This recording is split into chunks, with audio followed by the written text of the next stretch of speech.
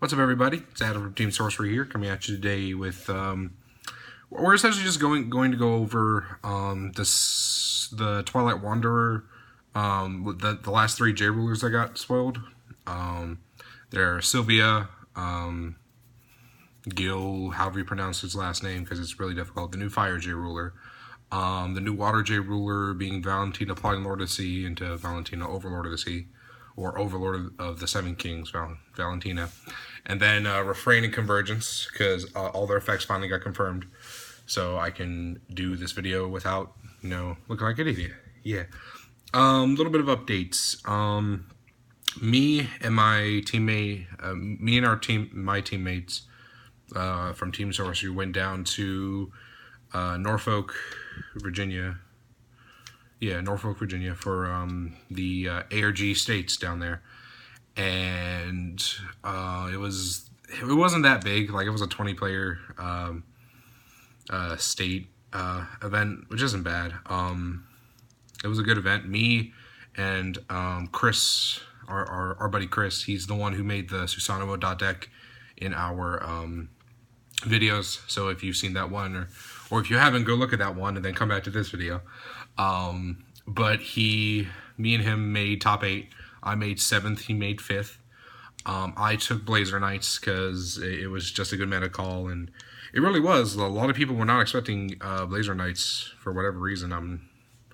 I think I was like one of the only few there, which was really surprising because Blazer Knights really just show up everywhere, but I don't know. And Chris took the Susanoo deck out of Blazer, and essentially what it was Blazer's World, where you take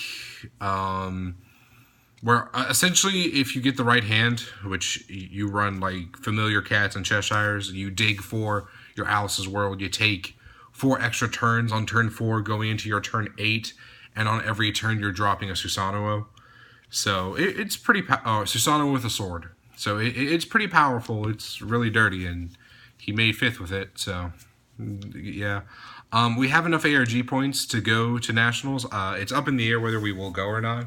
I'd love to go because it's in Florida. I mean, it's on January 2nd, and extra vacation is never a bad thing. But it's all up in the air because if we do go, it's a 14-hour drive down and a 14-hour drive back. And I don't know. It's really up in the air because all the people who we want to go haven't confirmed anything. So, I don't know. It's up in the air, but we'll figure it out. So, that being aside, that's just an update for what we've been doing. We haven't been doing many videos, just because, like, we have matches, but it's like we either forgot to put them up or we've just been lazy. So, expect more matches, expect more videos. This is just a discussion. So, that's our update, so we're going to get back into it. Alright, so we have Valentina, Plotting Lord of the Sea. She is the Water J ruler, confirmed for Twilight Wanderer. Her judgment is 1 water and 2 void, and she has an active ability of 1 water, 1 void. Search your main deck for a Regalia, reveal it to your opponent, then shuffle. Add it to your hand, then shuffle your main deck. So she tutors for Regalia that you'll need, which you'll see is very useful for her other side. I feel like this may be a replacement to a 28 Regalia S type of deck, or something along the lines of that. It'll be very Regalia heavy, so that's why I feel like she'll be good. But into her ruler side, because this is where it gets absolutely bananas. It's whenever this card, she goes from Valentina, Plotting Lord of the Sea, to Overlord of the Seven Kings, Valentina. Her attack and defense are 700. Her effect states when she enters the field, you may reveal any number of 7 King J rulers with different names you own from outside the game, and they stay revealed for the rest of the game. She gets +100 for each one of them, and their god arts, and the name of each J ruler. So, her active ability on her ruler side is extremely powerful because you can search out whatever Regalia you need to essentially boost up her. The immediate J rulers I think are going to work. I believe it's 5 out of the 7, if I remember correctly, would be the best, because you would essentially run all of them except Faria and Presea.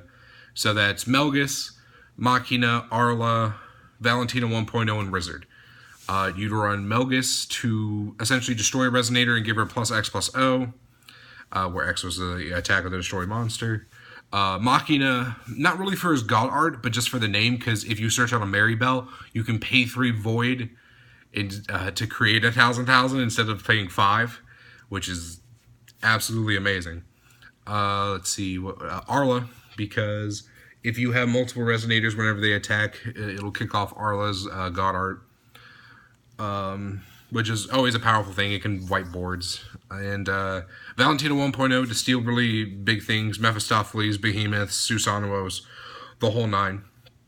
And then the 5th one would be Wizard, just because, if you resolve the god art, you win, essentially, because you restart the entire game. The Regalia you'd probably run would be Leviathan, give her swiftness, also being able to make her do more damage.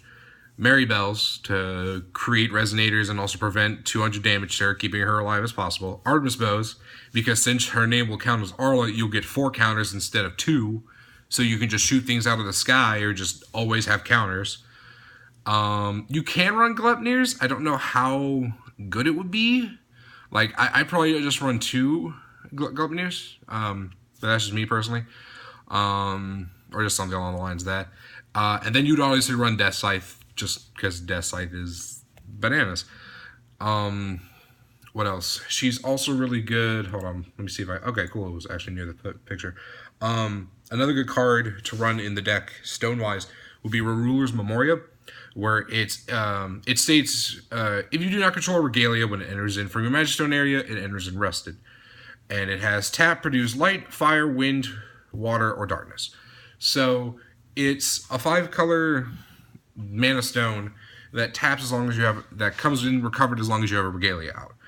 So essentially how I see the deck will be, it'll be 4 of this, because this card will be amazing, at least stone-wise. 4 of Light Vapors, so you could run Cheshires or Percivals, so that way you set up for, you set up your Regalia, so that this card will always be live. You can run, your last 2 stones can be either an Almera stone, since you'll be revealing Arla whenever you J-activate, or you could, probably that one, you could run Mujdart if you want, for like the Titan Susanoo, because he's being tucked into everything apparently. You could also run, the only other stone I would think you would probably want to run would be Little Red the True Stone, that's for obvious reasons. And then just like the rest of the deck will be like just really good cards for Valentina. Let me see if I can find it. There was a card spoiled. Oh, nope. They don't have it here. Alrighty, well, one sec. It was essentially a card that I believe it's, you bounce something, and then all of her god arts cost 2 less. Let me see if I can find it, because it's taking forever. Yeah. Oh, well, couldn't find it. But anyways, it was a 4-drop card. Came out recently. Said that it was just a way that that all of your god arts could cost less. I believe it was like 2 void less for each one, which you essentially run that. The Percivals, the Cheshires, your Regalias that you need, and then just really good valued cards. You can run Thunders for whenever you hit Ruler's Memoria. You can just run a bunch of different things. Like, there's so much you can do with her. I feel like she'll definitely be, if not a solid tier 1 J-Ruler, then definitely a solid like 1.5 J-Ruler. Like, she is super good. Very powerful. And just bananas. So the next one we're going to get into is the Fire J-Ruler. It is, on her ruler side, it is Sylvia Gil, or watch me butcher this, Palarilas. Okay, anyways, so it's another Gil, so it's, I believe she has some form of relation with Blazer Gilribus, but we'll figure that out when the lore comes out. Her judgment is 1 fire, 1 wind, 2 void. And she has an active, or blanket effect actually, that says Fire Magic Stones you control gain tap, produce wind. So she automatically gives you the toolboxing of your Firestones can tap for wind. Making sure that you can at least run a fire wind deck. So you can run removal and control, which is super powerful. It's only on her ruler side, if I remember correctly. Yeah, it's not on her J ruler side, so that may hinder some of your plays, but it's I really don't think it'll mess too many things up. But yeah, so that's on her ruler side. She activates into the exact same sounding thing, Sylvia Gil Palarelius. Pilipali.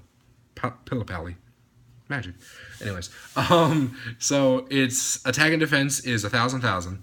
It is a clan founder / dragon, so it's another dragon J ruler that we got. So another Bahamut, another thing that Susan can just. So very powerful. It has flying. It has swiftness. Whenever this card enters the field, it deals 1,000 damage to target J / resonator. Whenever a J / resonator that was dealt damage by this card is destroyed, you may recover up to 3 target magic stones you control.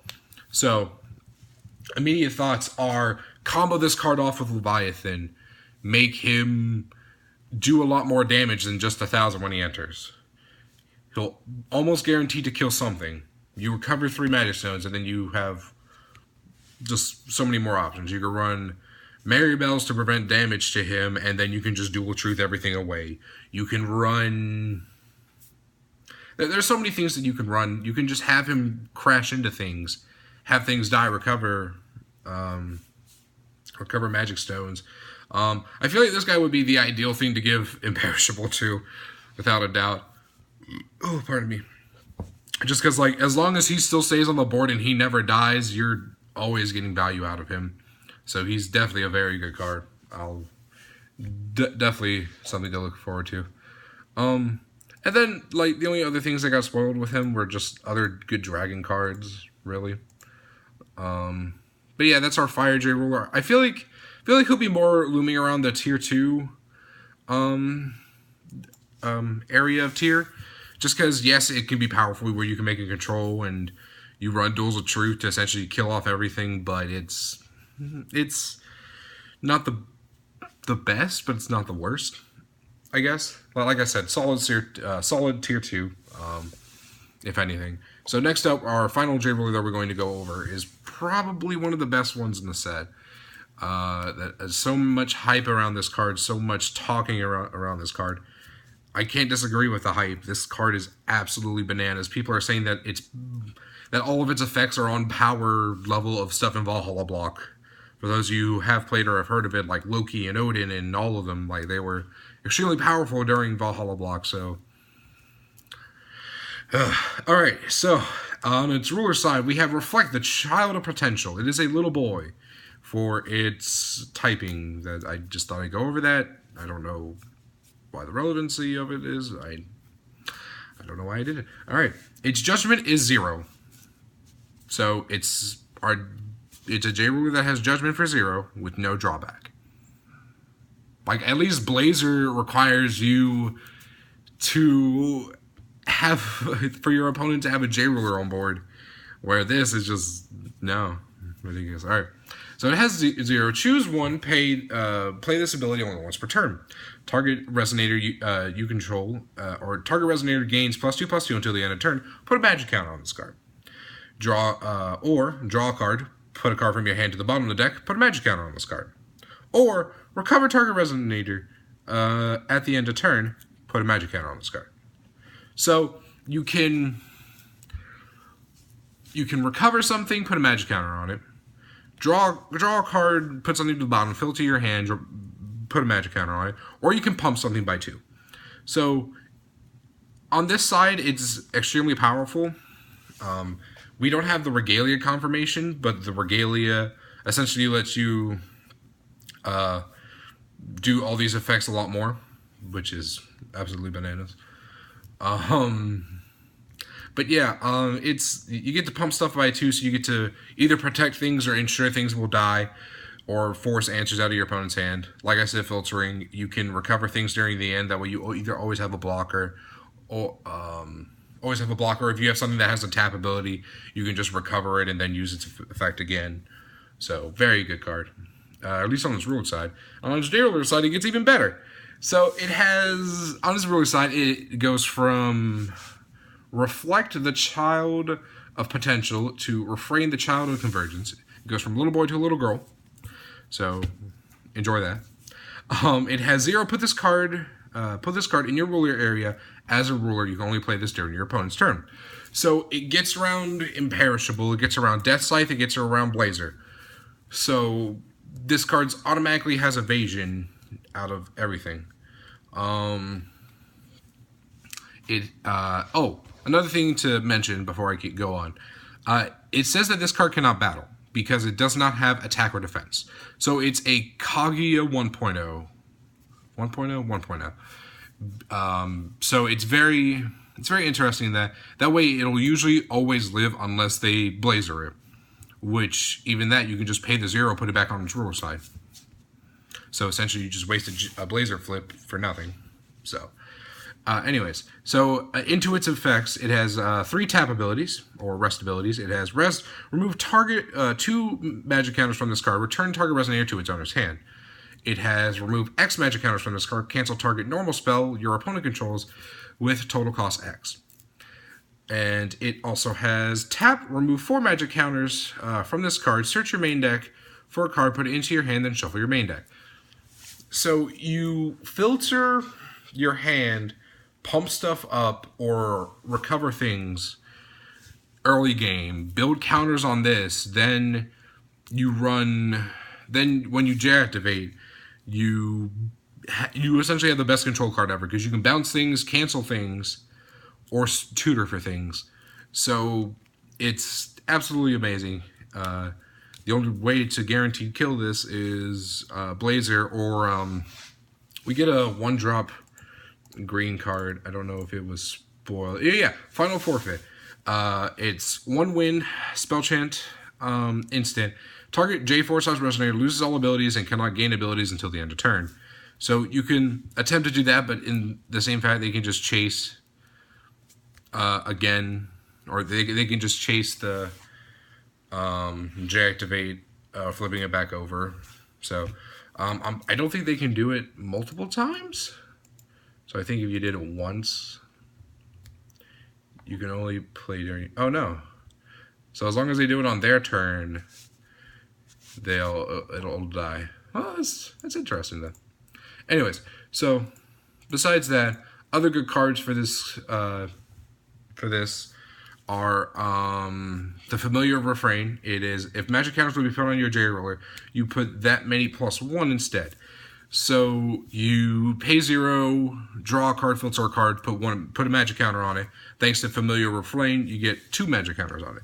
So you just keep stacking up counters on it. It gets ridiculous out of nowhere. It's also a beast, so it has support like that. You have other good cards. It's a Spell Weaver Elf. It's a 3-drop, 1 win, 2 void, attack 600/600. Whenever it enters the field, you put up to 3 magic counters on your J-Roller.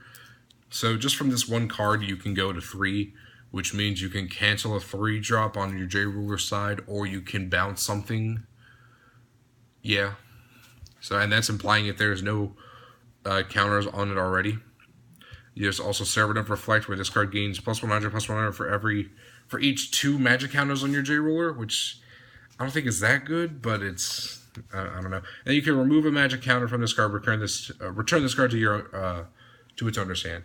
So you can essentially just constantly keep having that on board. I'm guessing they're expecting that to be the beat stick, which, I mean, if it is, yeah, but yeah, that's gonna be our Twilight Wanderer J-Rulers that we're getting, or at least the ones that we have confirmed finally. So like, comment, and subscribe. Let me know what you think. Let me know what y'all think about the new J-Rulers. What are you guys going to be running? What guys aren't you going to be running? And yeah, alrighty guys, have a nice day. This is Adam from Team Sorcery, signing out.